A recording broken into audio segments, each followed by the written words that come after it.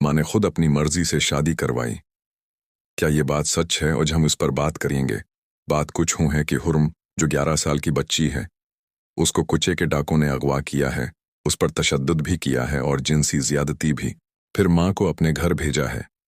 जैसे ही हालात खराब होने लगते हैं तो वो वीडियो सोशल मीडिया पर अपलोड करते, जो जबरदस्ती माँ बहन से बनवाई है, जिसमें आप खुद देख सकते हैं कि बच्ची के हाथों पर तशद्दुद का निशानात है।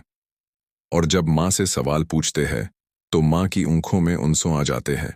अब हमारे पश्तून कुछ बेवकूफ़ लोग उनके वीडियो पर यकीन तो करते हैं, लेकिन एक माँ की बेबसी पर नहीं।